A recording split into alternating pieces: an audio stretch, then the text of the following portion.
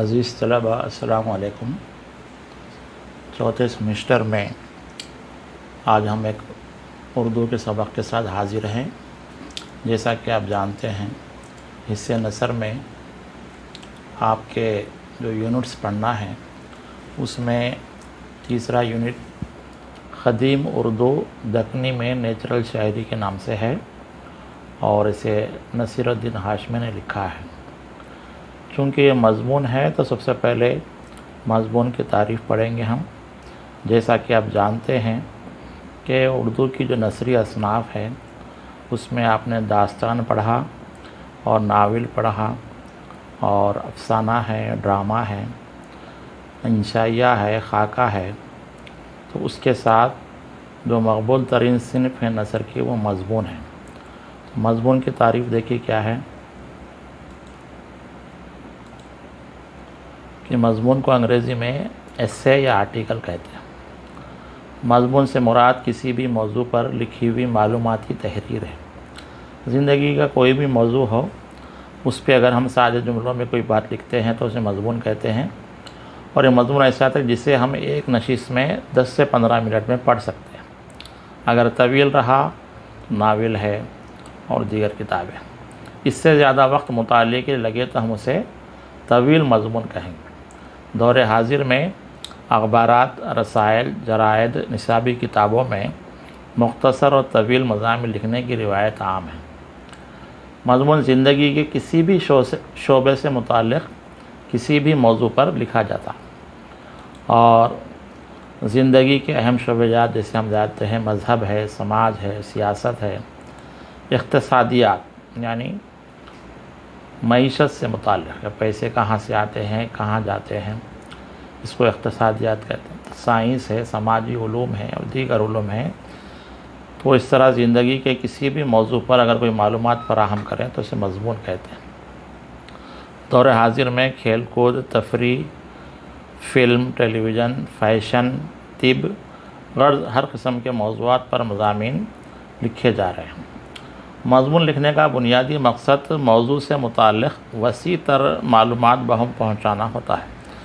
مضمون کا مقصد یہی ہے کہ کسی بھی موضوع، جیسے ہم اکثر اسکولوں میں آپ لوگوں نے دیکھا ہوگا تندرستی ہزار نعمت ہے، اس کے بارے میں اکثر مضمون لکھا جاتا ہے، تحریری مقابلے ہوتے ہیں۔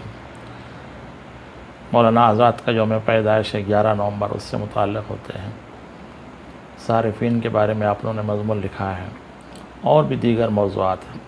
مضمون میں سب سے پہلے کیا ہوتا ہے؟ موضوع کا تعارف ہوتا ہے۔ جیسے تندرستی ہزار نعمت بولے آپ تو سب سے پہلے کہ تندرستی کسے کہتے ہیں؟ صحت سے متعلق موضوع کی پیش رفت کو بیان کرنا، اس موضوع سے متعلق آگے اور کیا بات ہے۔ موضوع سے متعلق مثبت اور منفی پہلو، لیکن تندرستی کے فائدے بیان کرنا ہے آپ۔ منفی پہلو مانے اگر تندرست نہیں رہا انسان تو کیا نقصانات ہیں اس کو بیان کرنا ہے۔ اور آخر میں اپنا نقطہ نظر پیش کرنا ہوتا ہے کہ انسان کو صحت مند رہنے کے لیے کیا کرنا ہے۔ تندرستی ہزار نعمت ہے کہ انسان کے پاس اگر صحت رہی تو سب سے بڑی دولت ہے۔ تو یہ مضمون ہوتا ہے۔ مضمون کے اجزاء میں تمہید ہے، سب سے پہلے کہ موضوع کا تعارف ہے۔ مواد، اس کے اندر آپ اچھی سے اچھی معلومات پیش کرنا ہے۔ تفسیر متن یعنی مضمون کو تفصیل سے بیان کرنا ہے، اور اختتام شامل رہتا ہے۔ پروفیسر سیدہ جعفر، یہ حیدرآباد کی ایک نامور پروفیسر رہی ہے، انہوں نے مضمون نگاری کتاب میں مضمون کی 10 قسمیں بتائی ہیں۔ مضمون جو ہے جیسے موضوعات ہے، ایسے یہ مضمون نما تحریریں ہیں انگریزی میں۔ تاریخی مضامین، تاریخ سے متعلق جیسے تاج محل کے بارے میں ہیں، چور ہیں۔ سیاسی مضامین، انشاء لطیف کے معنی ایسا مضمون جسے پڑھنے سے آپ کو لطف آئے، مزہ آئے۔ مذہبی مضامین، سماجی اصلاحی مضامین، فلسفیانہ مضامین، طنز و مزاح اور تنقیدی مضامین شامل۔ یہ سیدہ جعفر نے 10 قسمیں بتائی۔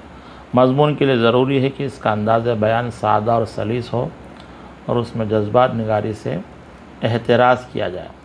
اردو کے اہم مضمون نگاروں میں ماسٹر رام چندر، سر سید احمد خان، مولانا محمد علی، ابوالکلام آزاد، وقار عظیم، عابد حسین، آل احمد سرور، کلیم الدین احمد، رشید احمد صدیقی، پطرس بخاری، احسن فاروقی، سلیم اختر وغیرہ شامل۔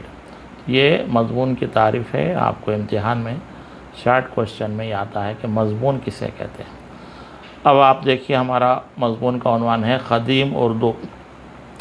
یہ جو دکن ہے اس کو دکنی علاقے میں اگر لوگوں نے شاعری کی ہے تو اسے دکنی شاعری کہتے ہیں۔ ابھی آگے سمجھاؤں گا میں۔ یہ نصیر الدین ہاشمی کون ہیں، ان کا تعارف دیکھتے ہیں ہم۔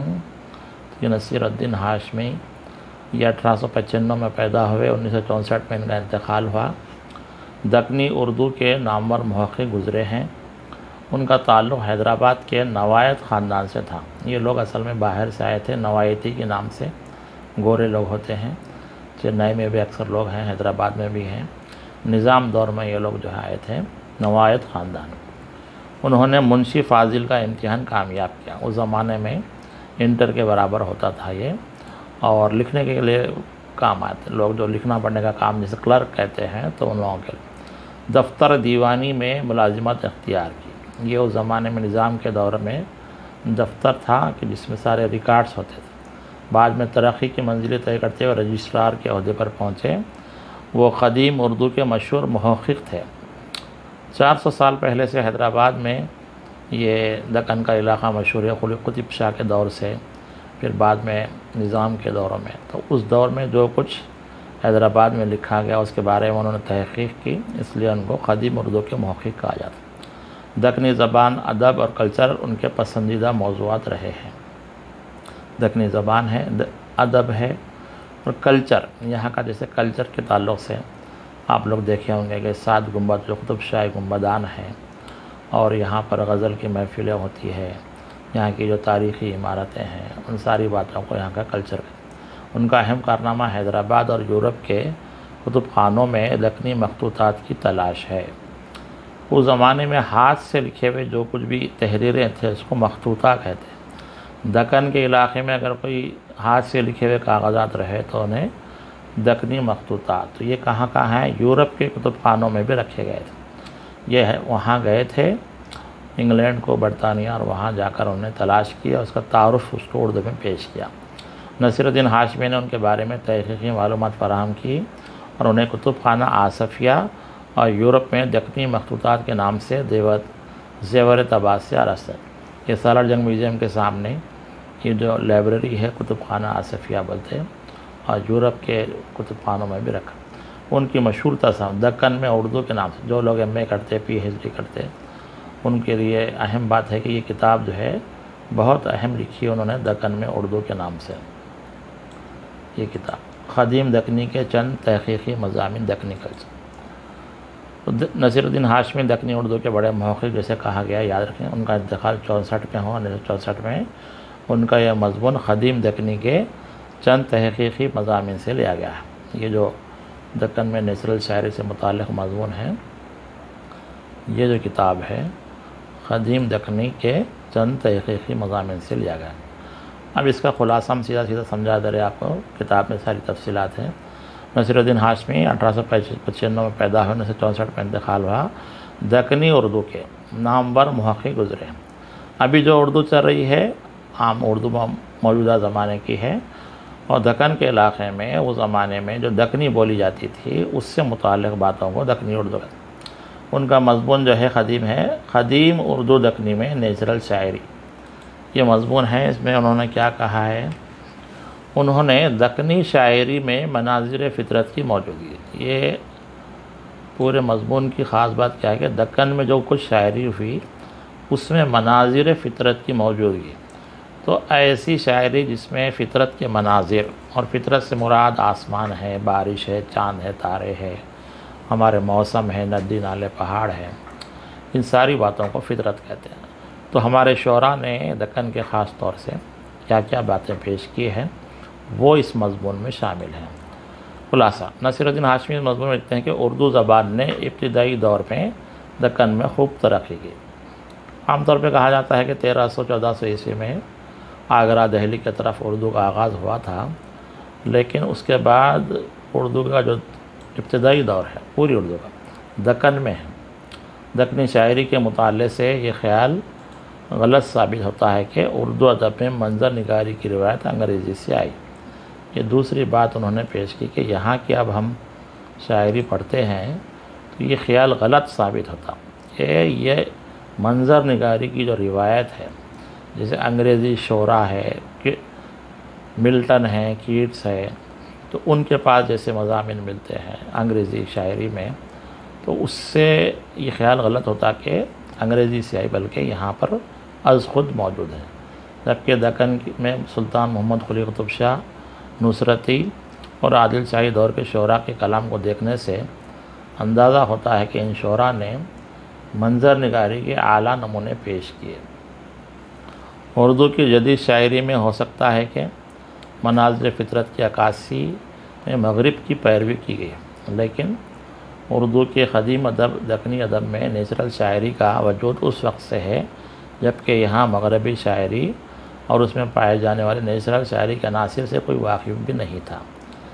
اب یہ معاملہ ہے کہ آج ہم پڑھتے ہیں کہ انگریزی شاعری میں ہے، لیکن اس زمانے میں چونکہ انگریزی کا چلن عام نہیں تھا تو شعراء نہیں جانتے تھے کہ انگریزی میں بھی ہے، جبکہ اس وقت انگریزی میں لکھا جا رہا تھا۔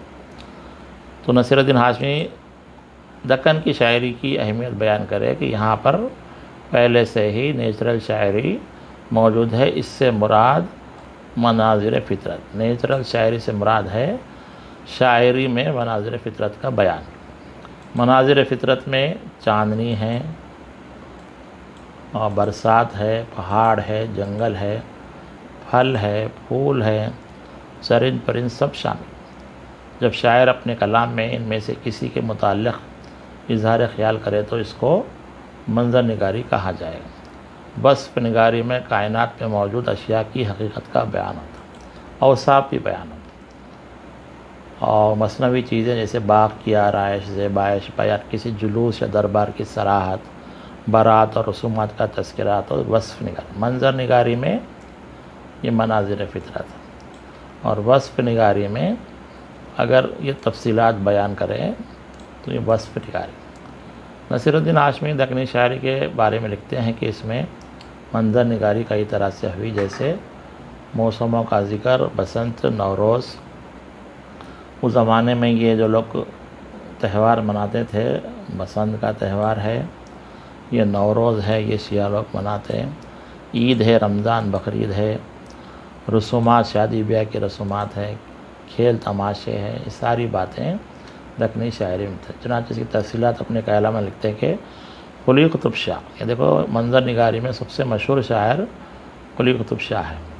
اس نے اپنے کلام میں موسموں کا حال، ہلال عید، عید کا چاند، رسومات شاہدی، پھل پھول ترکاری اور رسم جلوہ، دیگر رسومات، شب معراج، عید رمضان، عید غدیر، عید ضحیٰ، مولود نبی وغیرہ کا ذکر کیا۔ یہ میلاد النبی کا ذکر ہے۔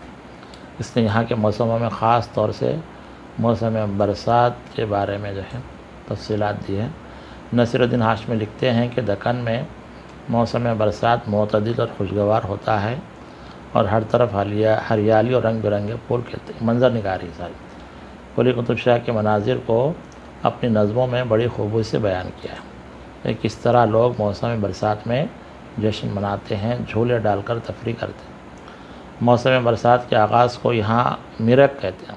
6 جون یا 7 جون کو آج بھی ہم لوگ جو ہے موسم برسات کا جب آغاز ہوتا ہے مچھلی کھاتے ہیں، اور یہ جو مرک کہتے ہیں۔ اس موقع کی مناسبت سے سلطان قلی کی 16 نظمیں موسم بہار کے بارے میں بھی منظر نگاری پر مبنی نظمیں اس کے کلیات میں پائی گئی۔ سلطان قلی کو پانی، سبزہ اور روشنی سے بڑی دلچسپی تھی، جس کے مناظر اس نے اپنی شاعری میں پیش کیے۔ سلطان قلی نے مختلف عیدوں اور تہواروں کے مناظر بھی اپنی شاعری میں پیش کیے۔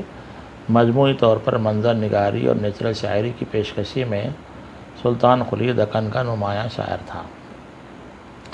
اور نصیر الدین ہاشمی نے اپنے مضمون میں نیچرل شاعری کی پیشکشی میں دکن کے دوسرے اہم شاعر نصرتی کے بارے میں، قلی قطب شاہ کے بعد نصرتی کے بارے میں معلومات پیش کی ہے۔ یہ بیجاپور کا شاعر تھا۔ یہ بیجاپور زمانے میں دکن میں تھا، اب جو ہے یہ کرناٹک۔ اس کے تصانیف ہے، یہ گلشن عشق ہے، علی نامہ ہے، اور یہ تاریخ اسکندری یہ ہے۔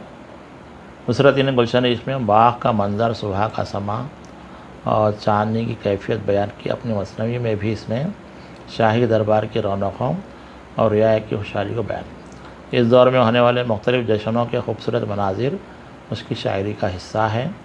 اس نے مثنوی میں جنگ کے مناظر بھی تفصیل سے بیان کی۔ دکن کا ایک اور بادشاہ علی عادل شاہ ہے جس نے اپنی شاعری میں منظر نگاری و وصف نگاری کا سرمایہ چھوڑا ہے۔ نصرالدین ہاشمی لکھتے ہیں کہ اس نے قصائد میں منظر نگاری کی، اس کی ایک اہم قصیدہ خداداد محل ہے۔